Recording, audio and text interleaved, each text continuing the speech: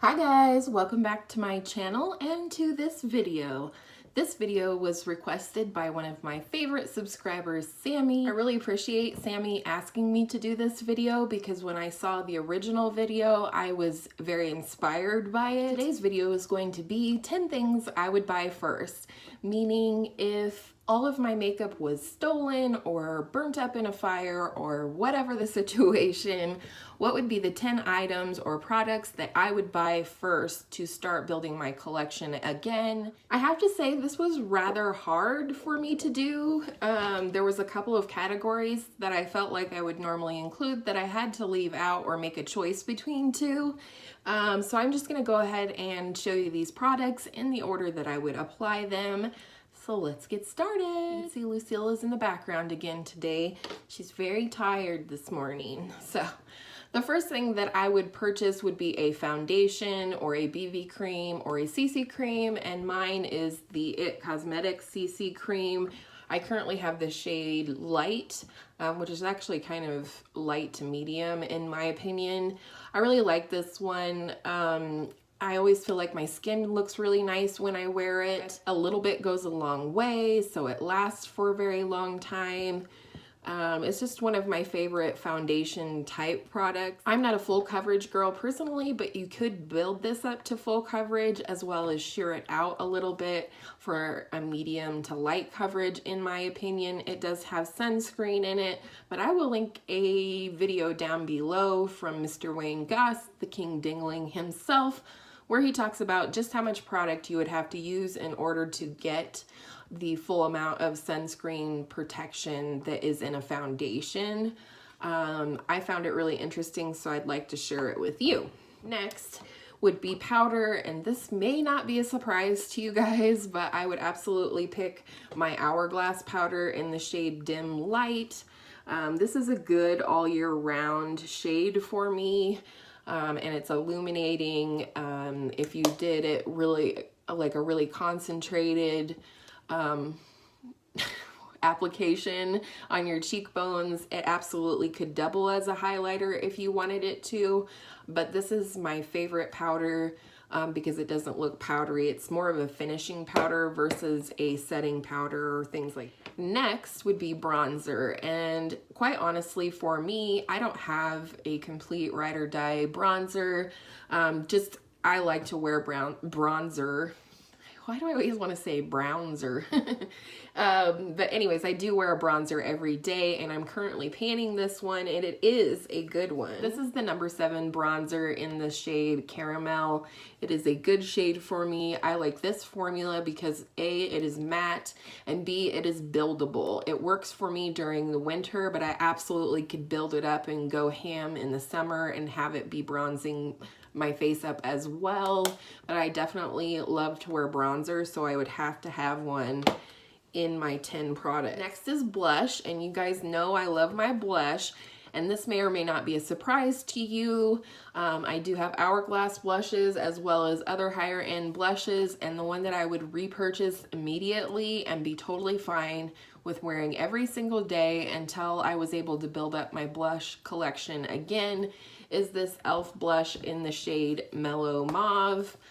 I love this blush. This was a recommendation from Jessica Braun. This blush runs $3. Here it is.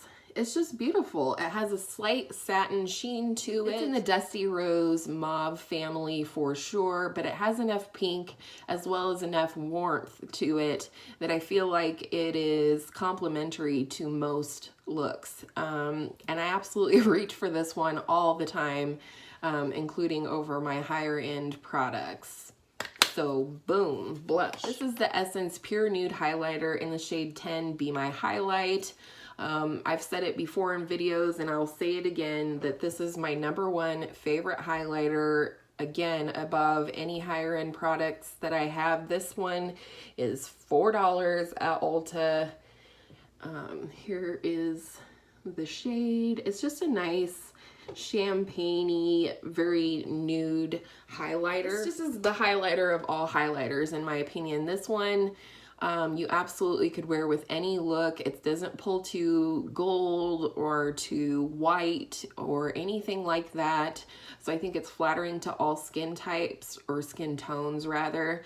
And it's just my favorite. If I couldn't repurchase my Hourglass powder right away, I would absolutely, and have absolutely, just use this all over my face. But I use this big fluffy e.l.f. brush and just get in there with the product and just dust it all over my face, and it gives a beautiful luminous glow. Get the Essence Pure Nude Highlighter. I don't think you would be disappointed. It has no glitter.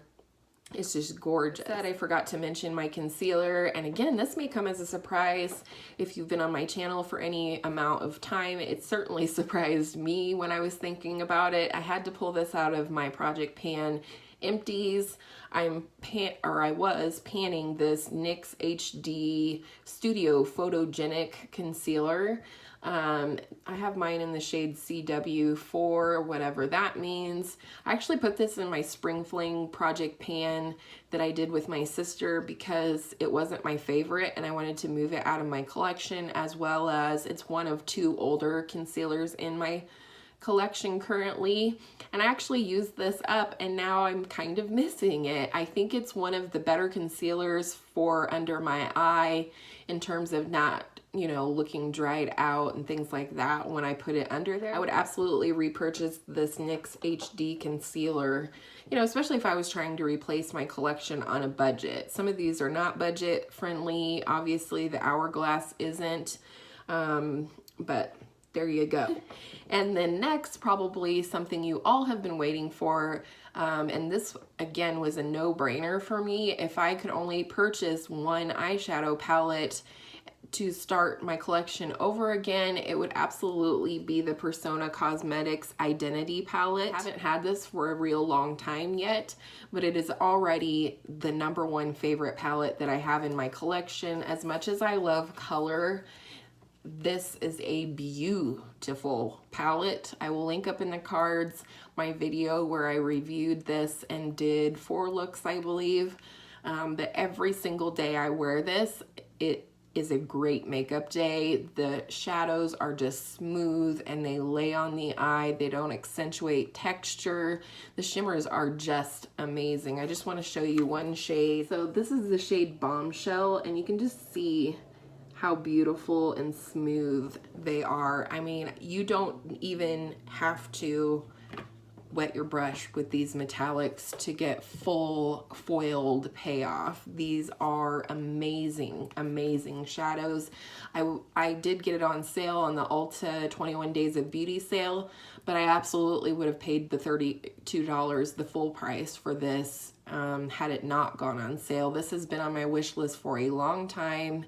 It is, again, a recommendation from Jessica Braun. She has never steered me wrong with product recommendations, and I highly recommend this one. It absolutely would be the first palette that I would repurchase. Next is mascara. You've already seen it. This is Emily Noel's Ride or Die as well, although I get the regular formula and not the water resistant one. I don't find that I need it, but I am going to try that one this summer when I am purchasing makeup for my sister's wedding, because Lord knows I'm going to be crying.